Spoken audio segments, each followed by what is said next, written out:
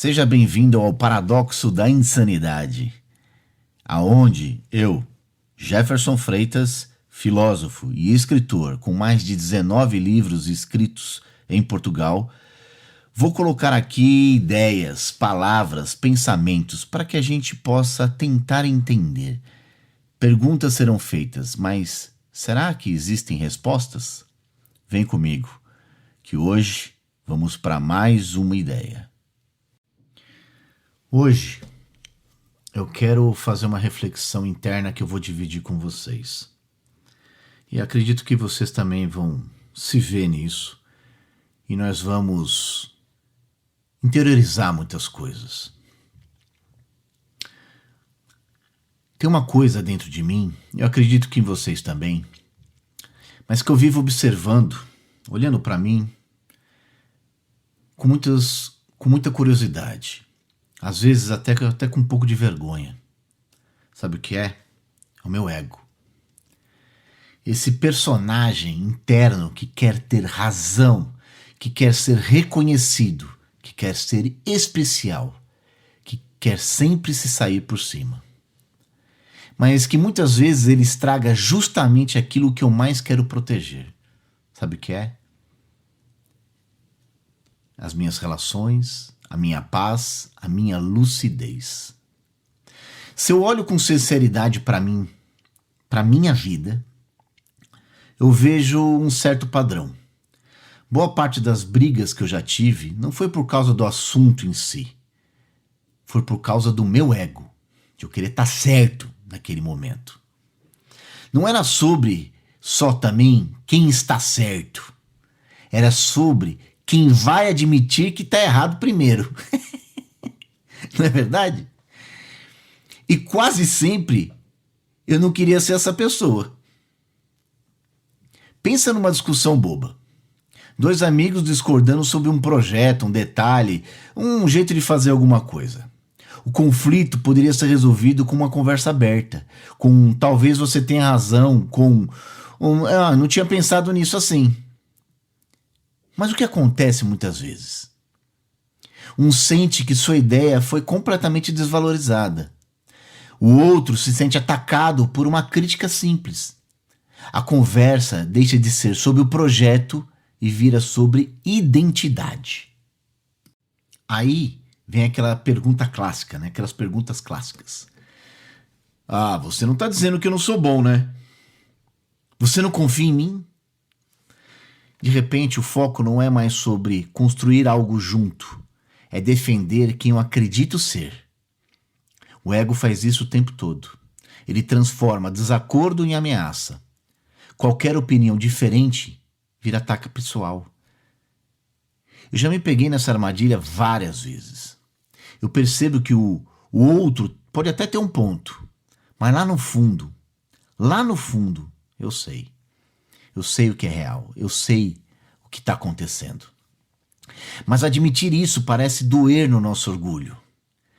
Então eu argumento mais, estico a discussão, eu mudo até de assunto. Puxo exemplos, eu tento virar o jogo. Só para não ter que dizer, eu estou errado, eu me enganei. É ridículo, mas isso é completamente humano.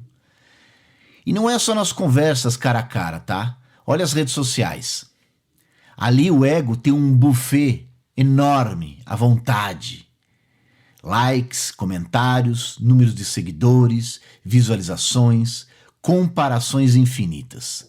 A gente posta e espera a reação, mede valor na régua de engajamento. Se a foto bomba, o ego vibra. Viu? Você pensa assim, né? Viu como você é interessante? Se flopar, o ego sofre. Ah, ninguém liga pra mim. E aí começa um ciclo. A gente se edita, se filtra, se molda para caber no que é mais aplaudido. Vai ficando menos autêntico, com certeza, e mais performático. Mais personagem, menos pessoa. Por fora, parece até seguro. Por dentro, insegurança nua e crua. O ego também aparece muito forte no trabalho. Sabe aquele líder que não volta atrás numa decisão ruim porque não pega bem admitir erros? Aquele colega que não escuta feedback, que se fecha, que interpreta qualquer sugestão como ataque? Aquele ambiente onde todo mundo precisa mostrar força o tempo todo, fingir que sabe tudo, competir silenciosamente. Só que tem uma ironia nisso tudo. Os melhores líderes, as pessoas mais respeitadas de verdade, quase sempre são as que conseguem fazer justamente o contrário do que o ego manda. Eles admitem erros, eles escutam, eles mudam de opinião, dizem não sei, pedem ajuda. Isso não diminui ninguém. Na verdade, faz ao contrário, ela aumenta. Mas o ego, quando está no volante, conta outra história. Se você recuar, vão te ver como fraco. Se você admitir que errou, vão te desrespeitar. Se você mostrar vulnerabilidade, vão te usar. Então a gente endurece o tom, endurece as ideias, endurece a mente. Só que ao endurecer, a gente se distancia. E nas relações íntimas? Isso nem se fala, né? Quantas confusões. Quantas discussões de casal são, na verdade, duas pessoas machucadas brigando para ver quem vai pedir desculpa primeiro. A pessoa diz, você me magoou. E o ego já responde de imediato. Eu? Mas e você que fez isso, aquilo outro? Tem gente que levanta até coisa que está enterrada ou resolvida há tempos atrás.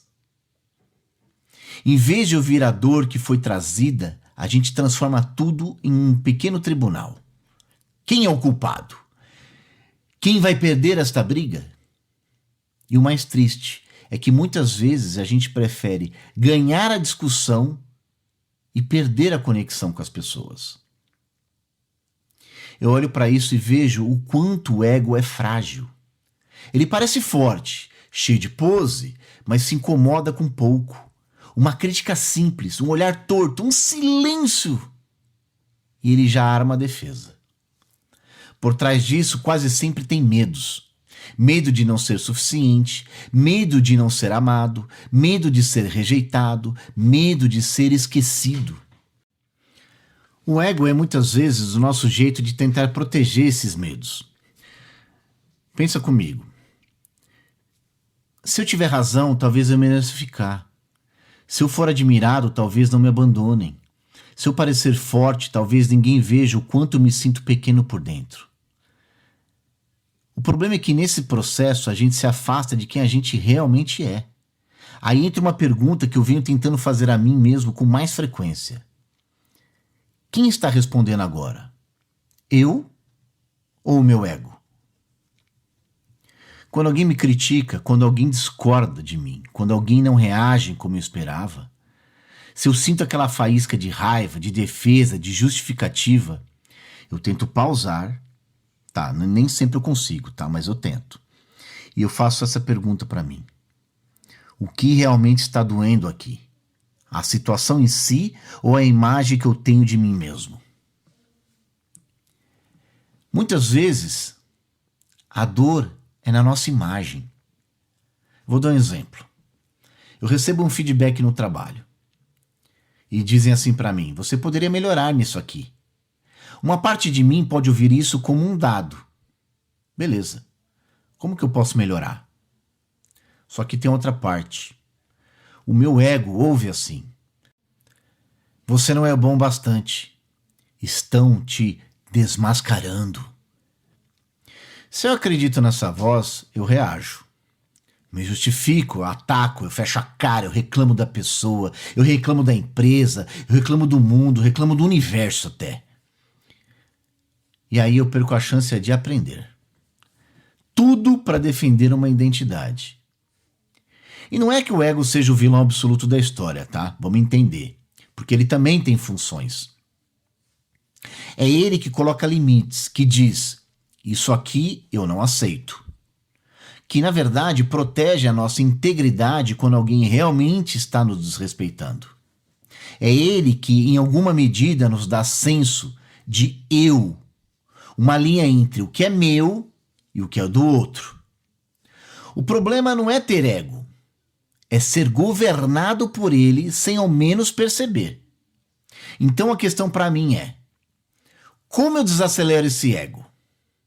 Como que eu deixo ele sentado ali no banco do passageiro em vez de entregar o volante inteiro na mão dele?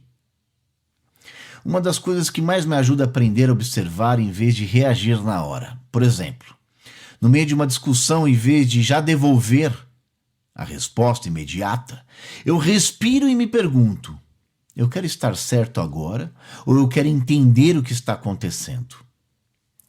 Quando alguém me conta algo que discorda do que eu penso, eu tento, de verdade, tá? Ouvir com curiosidade, não com munição pronta para responder. Quando eu até sinto ciúmes, inveja, raiva, eu tento nomear. Ok, isso é o meu ego se comparando, se sentindo ameaçado. Só de nomear, a coisa perde um pouco da força. Outra prática é admitir erro em voz alta. Não pensar só, é falar de fato. Eu estava errado, eu não tinha visto desse jeito. Você tem razão nisso. Dói no começo, eu sei, é difícil. O ego lá dentro fica esperneando. Ele não quer aceitar. Mas depois vem uma sensação curiosa de alívio. Como se eu tivesse deixado de carregar um peso enorme nas minhas costas. Vulnerabilidade também é um antídoto poderoso nisso.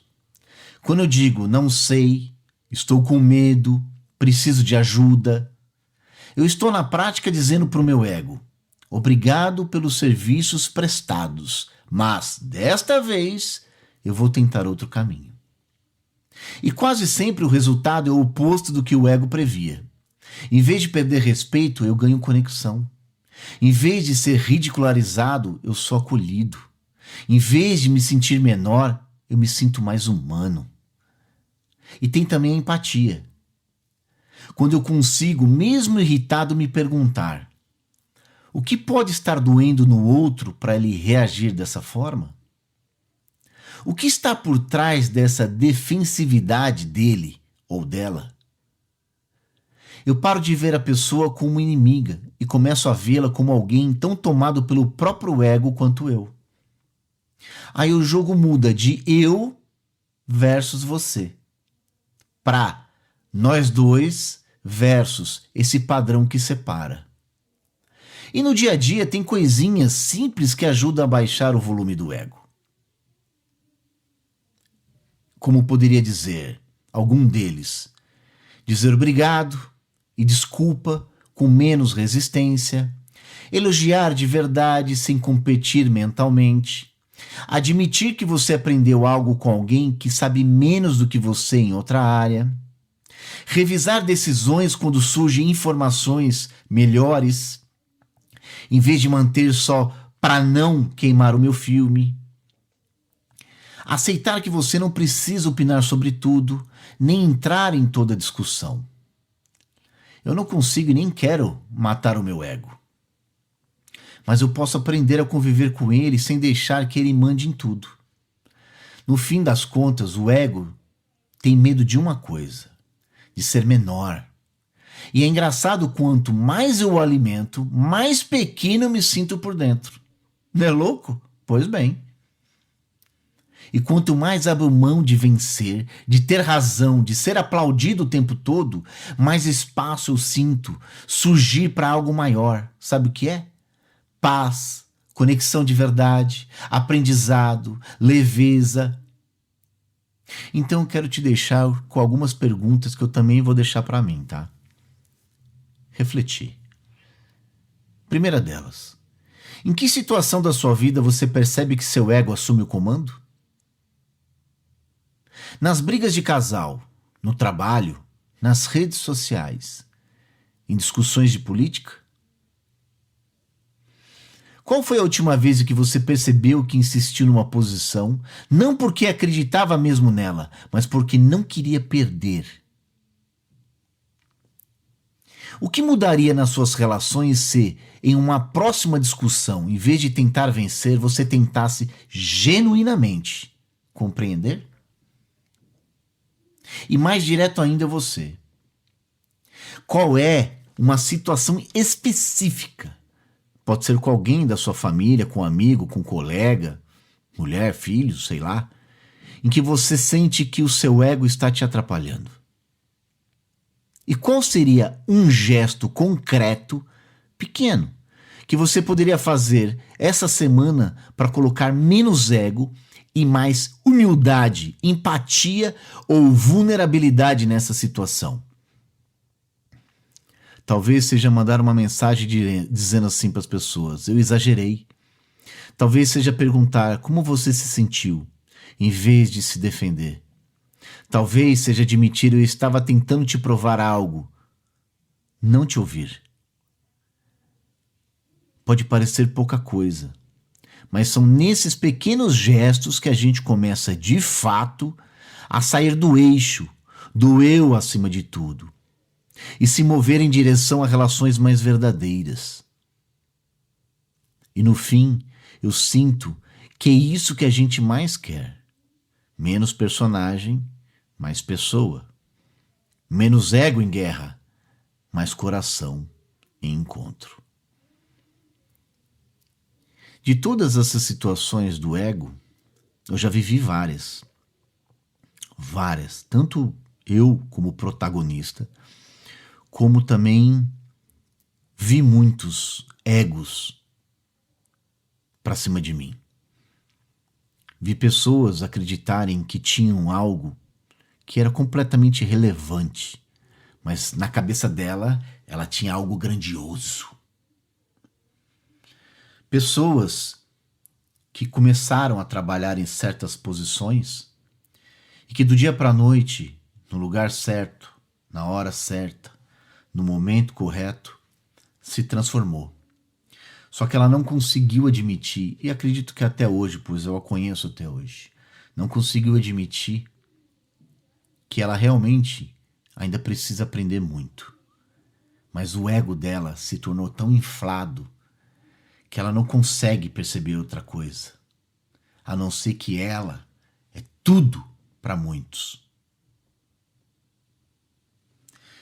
Muitas vezes até, em várias situações, ainda quando mais jovem, não tão estudado, não tão entendido de muitos assuntos,